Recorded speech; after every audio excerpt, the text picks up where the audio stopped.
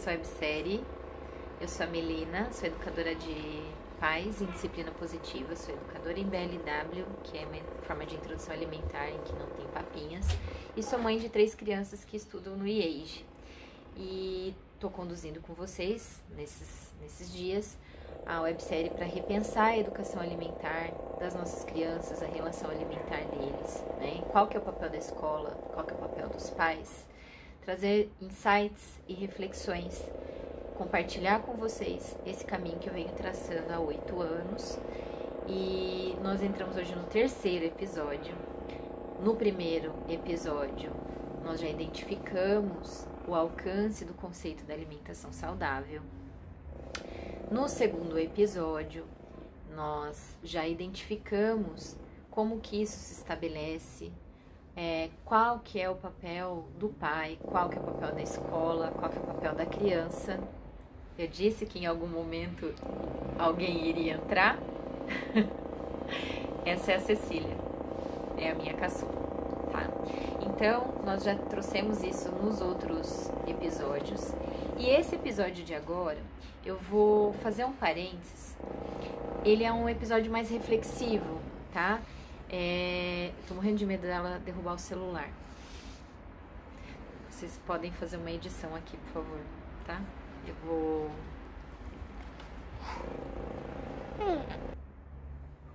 Aquele trecho precisa cortar, tá, gente?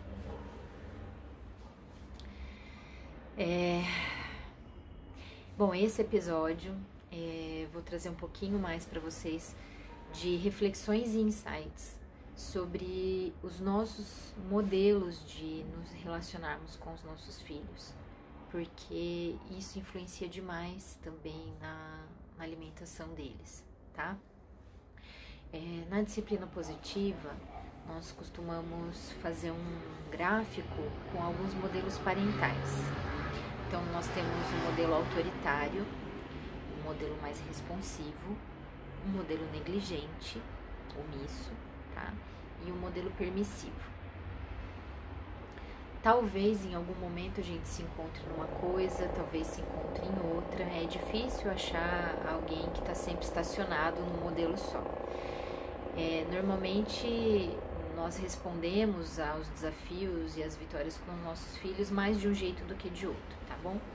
No modelo autoritário, é aquele modelo de relação pai e filho em que tem uma hierarquia bem marcada. Nós temos pai e filho. Pai manda, filho obedece. O verbo aqui é obedecer. As margens que dão caminho para a criança são bem rígidos, tem pouca flexibilidade aqui. Normalmente é um modelo de relação parental, de pais e filhos, muito marcado pela presença da punição, tá? Ou você faz ou tem tal coisa, ok? Nesse modelo, a criança tem pouco espaço para tomar decisões, fazer escolhas, questionar. Ela praticamente escuta e repete. Pode parecer um paradoxo, mas nesse modelo de relação, a criança tem pouco espaço para desenvolver autorresponsabilidade e autorregulação.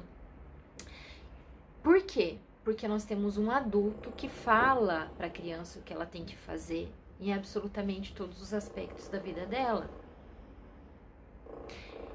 Ela só tem que atender aquela alta expectativa do adulto, ok? Nós temos também um modelo permissivo. O modelo permissivo tem margens amplas demais. A criança pode fazer escolhas demais, ter experiências com as consequências demais e restritas. Aqui nós temos uma relação praticamente de igualdade. Praticamente não tem a presença da punição aqui. E é um problema também, porque a criança não tem um modelo. Ela, como podemos dizer, ela não tem um norte. Ela fica solta nesse espaço. Ela também tem dificuldade para se autorregular. Ela também tem dificuldade para desenvolver responsabilidade, uma vez que antes mesmo dela ter condição de fazer avaliações de consequência, de efeitos e tudo mais, ela já está solta fazendo isso, tá? Se vocês conseguem identificar o negativo do autoritarismo e o negativo da permissividade, vocês também não vão ter dificuldade para identificar os riscos da negligência. Aqui os pais são indiferentes, nem têm expectativas, nem deixam de ter. Nem tem uma restrição a demonstrar afeto, nem demonstram afeto demais. Na verdade, não demonstra afeto. A criança simplesmente não recebe nada dos pais. Nem margem, nem limite, nem afeto irrestrito, tá? Lembrando que receber afeto nunca é demais. A forma que eu quero me expressar aqui é simplesmente você responder a tudo da criança conforme ela queira, mesmo quando ela não tenha habilidade e condições de fazer aquela escolha, aquela decisão que ela está te apresentando. Ok. Afeto no sentido do carinho nunca é demais, tá? Então a negligência, ela é muito nociva porque ela deixa a criança à mercê de expectativas e de afeto e de sentimento e de tudo. Ela é muito nociva, a indiferença é muito nociva. E nós teríamos ainda mais um modelo, que é um modelo responsivo. Na disciplina positiva, a gente fala que é um modelo que equilibra a gentileza da permissividade com firmeza do autoritarismo, tá? Alguns lugares falam autorativismo, enfim. Esse modelo, ele responde às demandas da criança. Uma demanda emocional é respondida com afeto. Uma demanda de contenção, de limite, é respondida com orientação. Uma demanda de correção, né? Quando a criança comete uma falha, é respondida reconhecendo a tentativa, ajudando a criança a identificar o erro e a encontrar uma solução. A disciplina positiva, ela não trabalha com punição, tá? Então não tem o castigo, o cantinho do pensamento, não tem agressão física, a palmada, enfim.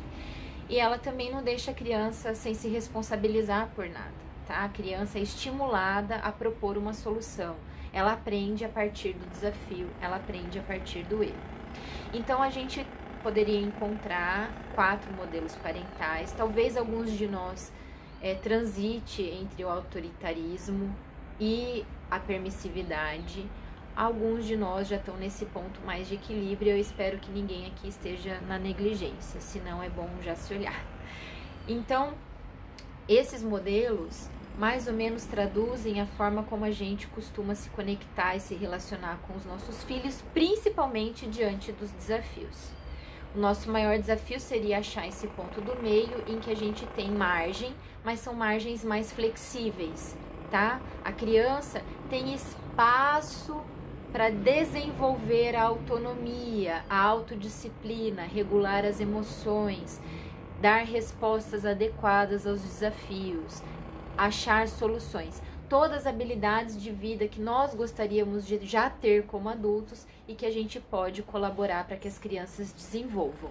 Esse é um modelo muito coerente com a proposta do IEJE, inclusive. Para a alimentação, esses modelos fazem muito impacto, muita diferença também. Pais autoritários tendem a não dar opções para os filhos em relação à alimentação. Você vai comer o brócolis, enfim. E se eu não quiser comer? Vai ficar sem o brinquedo. Não tem nem conexão uma coisa com a outra, mas vai ficar sem o brinquedo. Vai deixar de ganhar tal coisa. Ou que é pior, eu vou forçar a comer. Ou vai levar um tapa, enfim. Pais autoritários, em outros aspectos, tendem a ser autoritários na alimentação.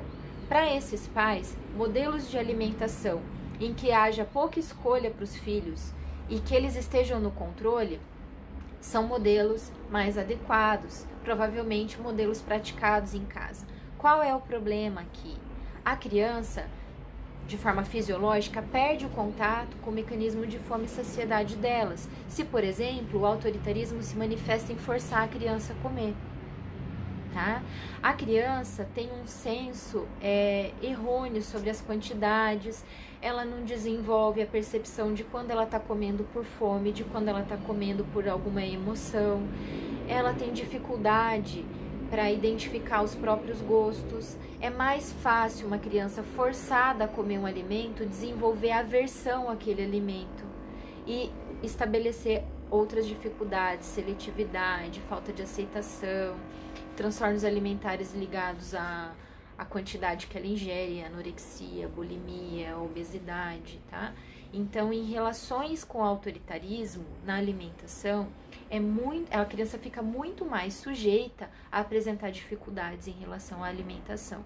Então, muitas vezes a gente tende a obrigar, achando que o efeito disso é um efeito educativo, mas o educar se refere a algo que vem de dentro. Como educadores, nós observamos aquilo que vem de dentro do educando e ajudamos ele a extrair as suas possibilidades, as suas potências, né? Aquilo que é controlado pelo outro, obrigado pelo outro, ensina. E ensinar a pegar o garfo e levar comida para a boca é a parte mais fácil da alimentação. O difícil é educar. Então, no autoritarismo, a gente fica com essas situações, ainda que a criança corresponda, ainda que ela obedeça e coma tudo, ok? Na negligência, a criança não tem parâmetro nenhum. Também fica fácil dela desenvolver transtornos de aceitação de alimentos, de dificuldades alimentares. Isso se ela não tiver em risco, né? Pais negligentes costumam não se preocupar com a qualidade da alimentação, com a regularidade da alimentação.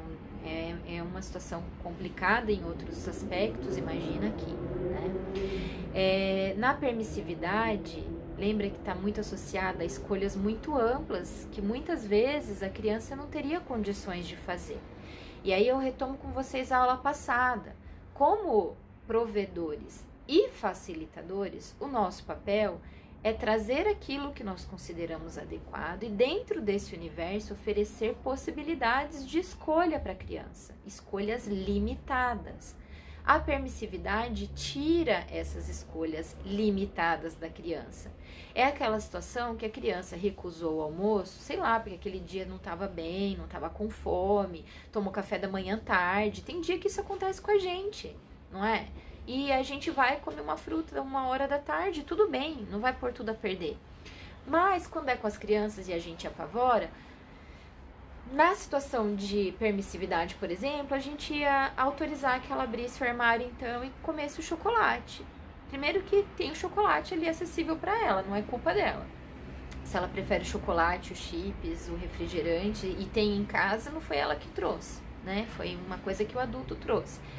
E aí não teve um segundo limite, né? Já tem em casa o que eu não gostaria que ela comesse, mas daí ela recusou o que eu gostaria e eu vou lá e atendo exatamente o que ela queria.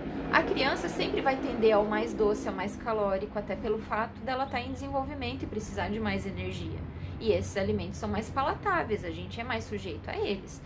Então, a permissividade dá escolhas muito amplas para a criança, escolhas que ela não deveria estar fazendo, porque ela ainda não tem repertório para, ok? Então, a permissividade também vai expor as crianças a maiores riscos de transtornos alimentares, ao comer compulsivo, à obesidade, enfim, a situações que colocam a saúde dela a longo prazo em risco, ok?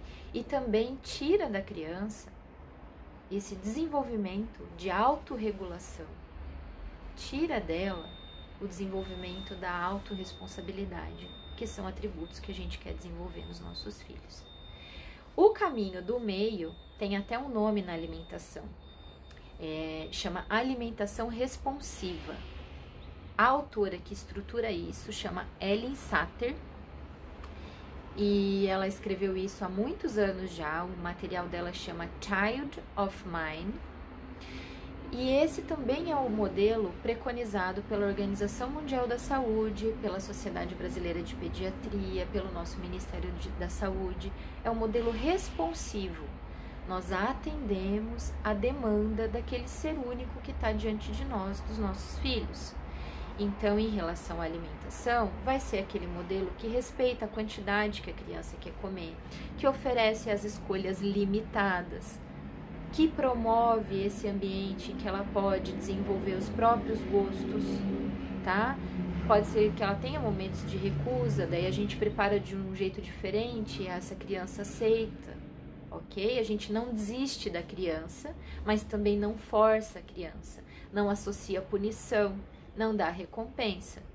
Você come porque precisa comer e porque comer é bom, porque comer é gostoso, porque comer forma memórias.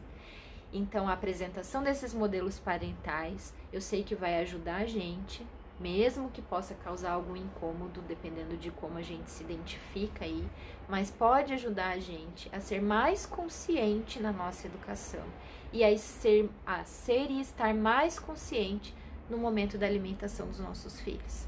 Espero que essa aula traga reflexões para os próximos dias e também dê um caminho, um norte, uma ideia para fazer os ajustes finais que você precisa ao repensar a educação e a alimentação dos seus filhos, certo? Nós estamos caminhando para o último episódio já, então se você tem alguma dúvida, alguma sugestão, alguma crítica, lembra de mandar, tá certo? E eu vejo vocês no próximo episódio.